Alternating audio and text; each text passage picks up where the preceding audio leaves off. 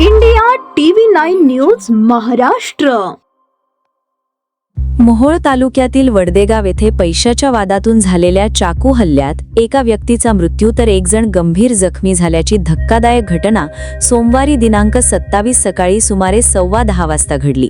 या प्रकरणी कामती पोलिसांनी तात्काळ कारवाई करत अवघ्या 24 तासात दोन्ही संशयित आरोपींना अटक केली आहे। मिळालेल्या माहितीनुसार विठ्ठल नरसू बागल वय 31 राहा वडदेगाव यांच्या शेतातील गडी महादेव गुंड यांनी संशयित आरोपी मंगेश सुरेश डोंगरे राहा वडदेगाव याच्याकडे काही पैशांची मागणी केली होती। या कारणावरून निर्माण झालेल्या वादातून संशयित आरोपी डोंगरे याने मनात राग धरून आपल्या साथीदार समर्थ संजय जगताप राहा बेगमपूर याला सोबत घेत वडदेगाव औंढी रोडवरील कॅनल जवळ फिर्यादी पक्षाला गाठले। यावेळी संशयित आरोपींनी शिवीगाळ करत वाद उकरून काढला।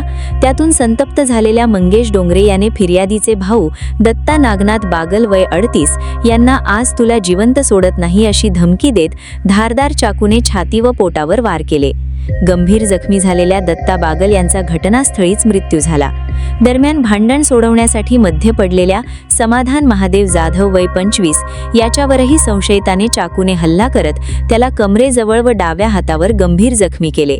त्याच्यावर सध्या सोलापूर येथील खासगी रुग्णालयात उपचार सुरू आहेत। तसेच फिर्यादी विठ्ठल बागल हे मध्यस्थी करण्यासाठी पुढे सरसावले असता संशयित आरोपी समर्थ जगताप यांनी त्यांना लाथाबुक्क्यांनी मारहाण करत दमदाटी केली। या प्रकरणी विठ्ठल बागल यांच्या तक्रारीवरून कामती पोलीस ठाण्यात गुन्हा दाखल करण्यात आला आहे।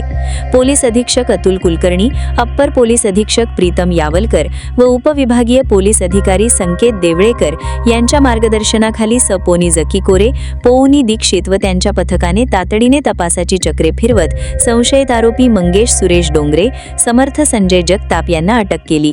सदर गुन्ह्याचा पुढील तपास सपोनी जकीकोरे करीत आहेत।